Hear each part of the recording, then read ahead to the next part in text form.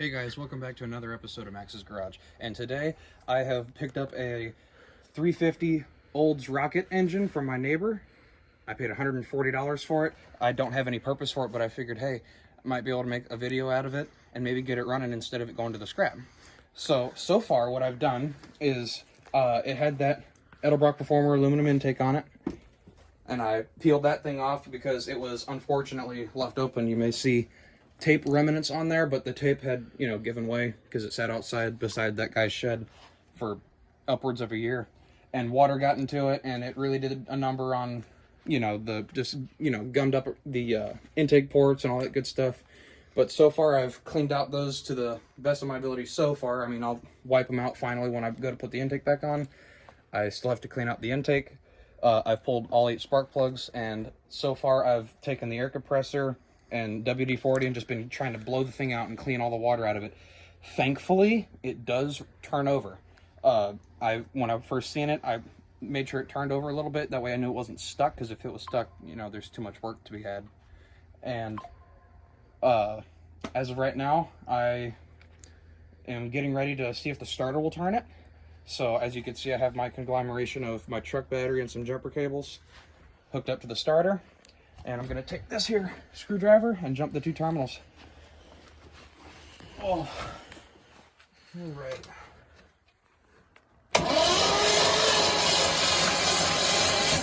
Hello. It's got oil pressure. Forgot about that port.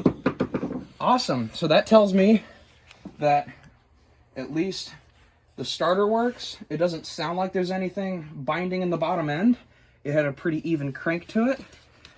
And it has oil pressure, so that's awesome. The oil pump works. Of course, it's nasty, scuzzy, watery oil. See, it kind of looks like a milkshake.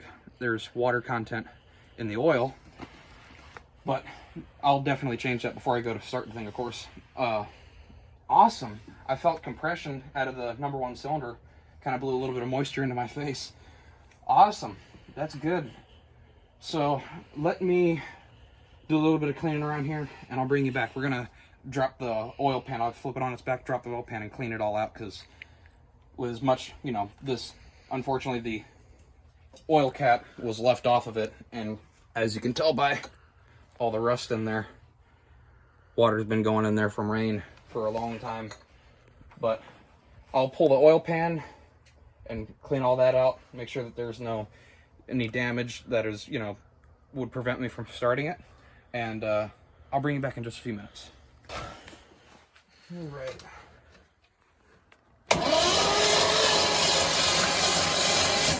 Hello.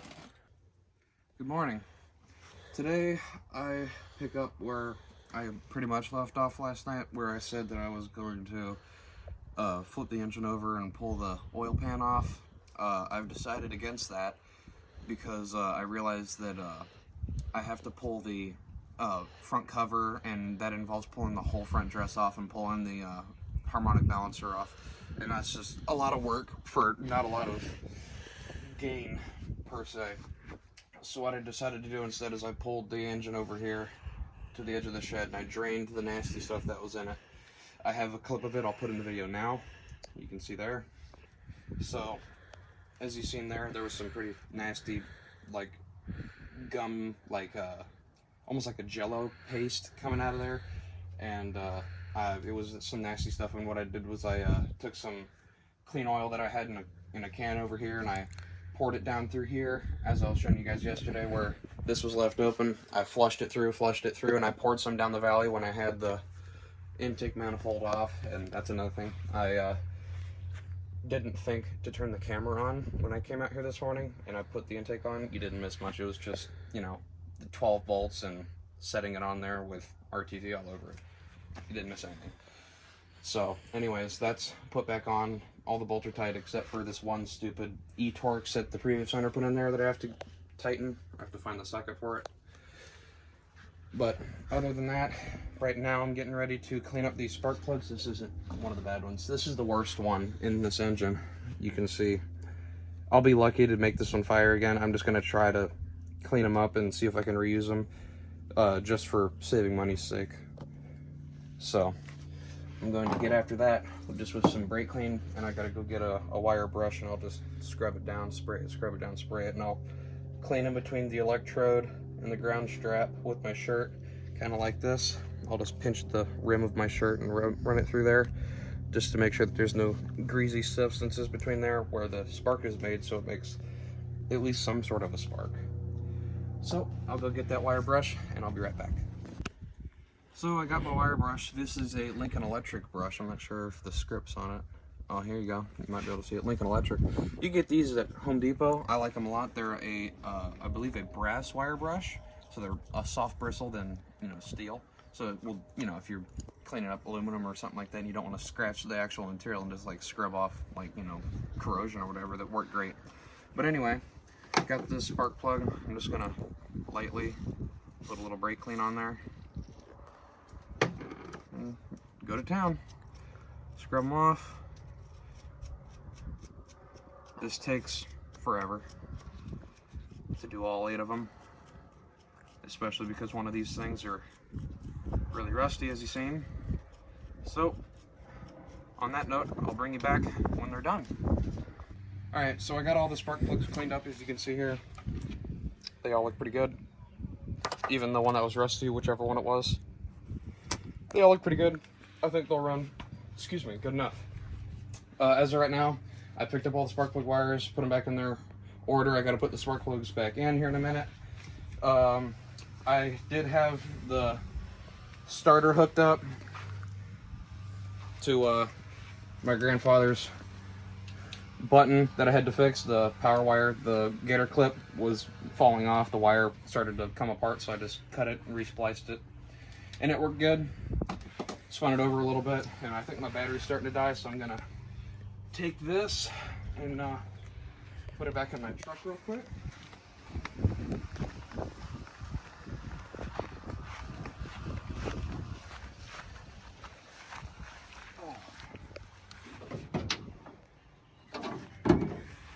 Set her down in here just for a few moments. Oh, put it in backwards. Look at me. Spin this around. There we go. If I can get my burnt fingers to do something. I'll probably tighten that with that 8mm wrench. It's in the truck. Also, something that you guys haven't seen, I don't think, the front of this truck, I replaced the grill and the headlight buckets with the stuff that's supposed to be in it, instead of that 81 Chevy grill. You may notice I need to get the GMC letters. I've been trying to find them. I don't know where to look for them. I've just been looking on like Brothers Trucks and all that good stuff. And yeah, I'll put new emblem in there and it'll be done. I like this a lot better than the cracked out Chevy grill. But anyhow, let me tighten up these battery cables and I'll fire this thing up. Be right back. Alrighty, I got the battery tightened up. You may notice I have the a stock air cleaner from I think it was like an 88 Chevy Tahoe or something like that, with a 5.7 and a TBI. I put that on there just for S's and G's. And you may notice I got the smooth top billet wing nut, I guess you can call it. That's something my dad used to do back in the day with all his mini trucks and lowriders. He would get rid of like all the caps, like the radiator cap, the oil fill caps, and the power steering cap, and his air cleaner wing nut. He would replace it all with those smooth billet ones, and just to snazz up the engine bay, I guess. But I found that in the garage from one of his old pickups that he had, and put it on there just as a kick from back in the day. But anyway, I'll fire this thing up and let that battery charge.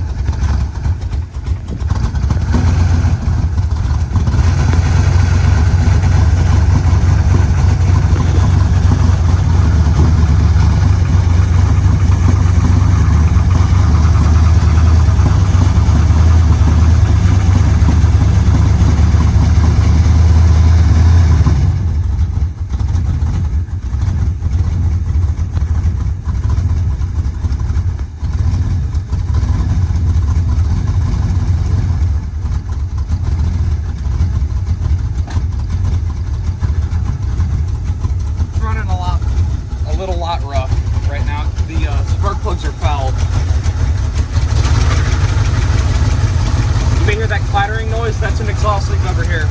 I've had the headers off of this thing a number of times and the gaskets just haven't survived, so whenever I go to put this thing back together, I'll put new plugs and new header gaskets on, that way it don't make no noise. Also that, like the knock kind of noise, it's one of the lifters is a little unhappy, I'm not sure why, but I've looked at them and they all look good, it's just one of them takes a minute to prime. As you can hear, there is no more knocking noise, it's just that clacking sound that the exhaust leak is making. But as it warms up, the spark plugs clear off and it runs on each cylinder, so you hear it just pick up one right there. But just let it sit here and maybe stay running, warm up. But as of right now, the problem with this engine, the valve guides in the cylinder heads that I bought, when I bought the cylinder heads had bent valves in them, and I replaced them like I said in a previous video. But it turns out that the valve guides are either bent or they're hurt in some way where they do not seal. The valves are, compression is leaking past the valve guides into the combustion chamber, into where the valve cover is. And it's causing the engine to burn a little bit of oil, because if it blows, then it's also sucking oil in as well from around the valve. So I have to pull the heads off and send them off to the machine shop and have them redone with all new valve guides and valve seals, everything. But for right now, my plan is I have a buddy that I did some work for, and he's giving me a bone stock 350 out of an 88 Chevy 3500 that only has 56,000 miles on it.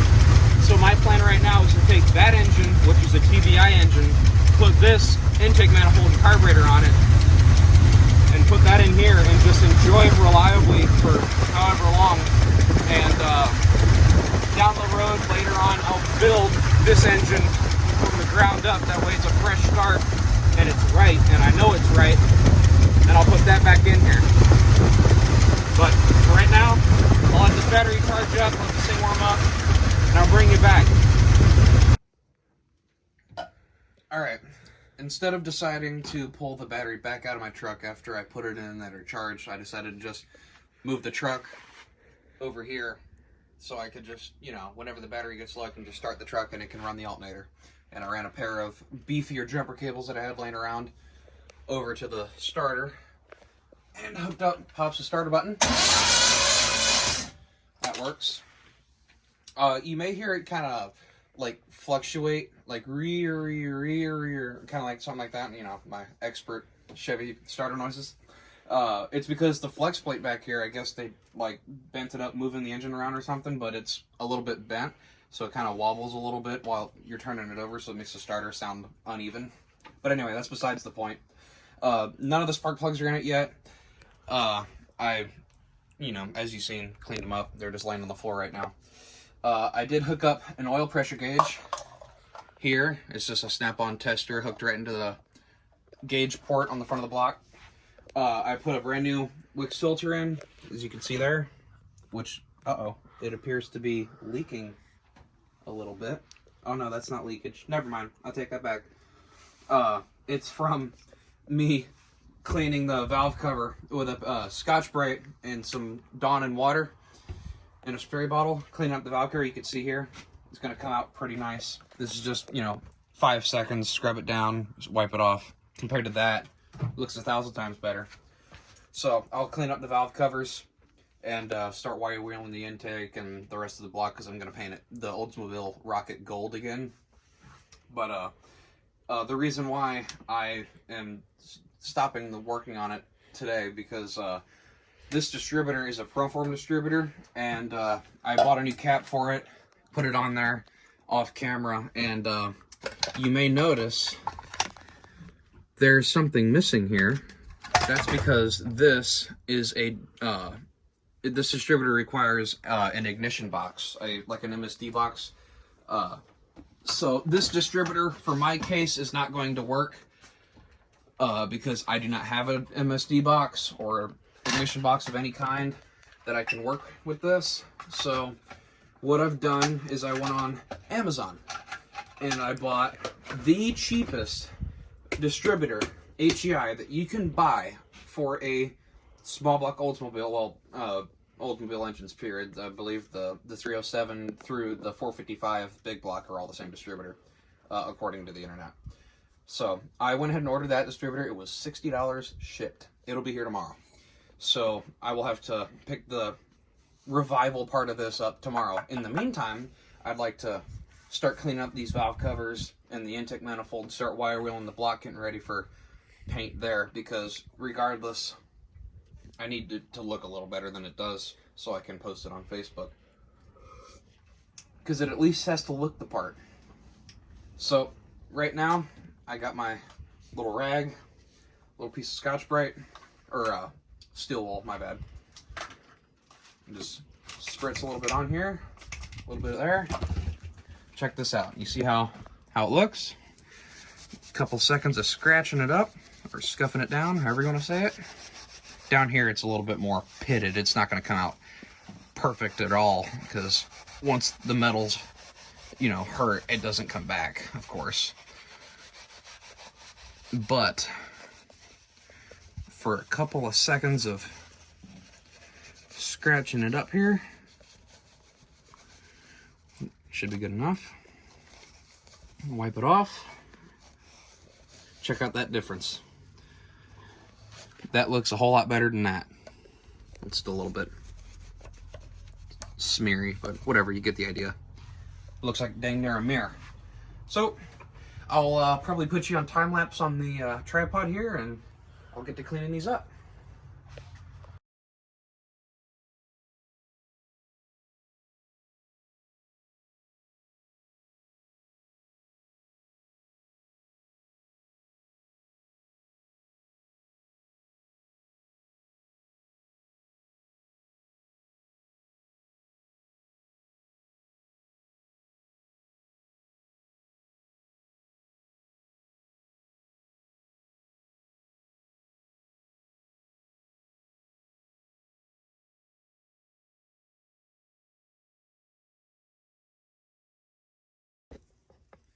So, as you can see, that side's done.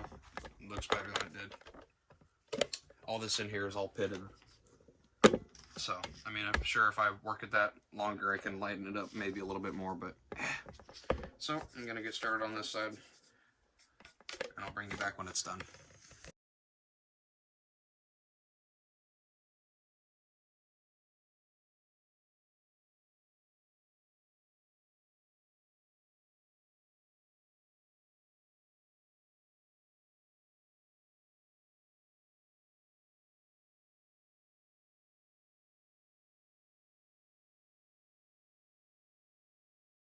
Alright, so I got the valve covers done. They look 1,000 times better than they did. They just got some pitting in here that, you can't fix the pitting with just, a scuff pad or a, steel wool.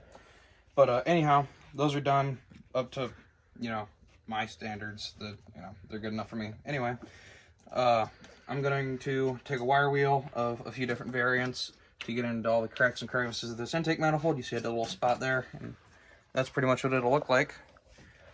And I'll clean this thing up because it's all crusty and got rust water stains and all kinds of crud. Clean that thing up, and that'll probably be where we end this video, unfortunately. And it'll be a 2 or 3, maybe more part series of this 350 rocket till I get it ready to sell.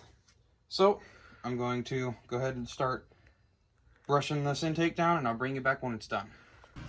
Alrighty, so I finally got the intake all cleaned up. As you can see, it looks 1,000 times better than it did. It's not perfect, it's still blotchy, and I can't get into the cracks and crevices with the wire wheels. But what I do have is some Meguiar's Wheel Cleaner, which has some acid content in it. It's not a lot, it's just a bit of acid with a bunch of other chemicals. And I use that on my Edelbrock Performer that I got on my 350 in the truck right there. And it looks a lot better with that stuff. It really cleaned up this aluminum well, so I'll just do that again on this intake, probably tomorrow or something like that, when my hand heals, so I don't get any acid in my friggin' hand. So, yep, looks a lot better than it did. We'll pick this up again tomorrow or the next day. But as for right now, thank you guys for watching, and I'll catch you guys later.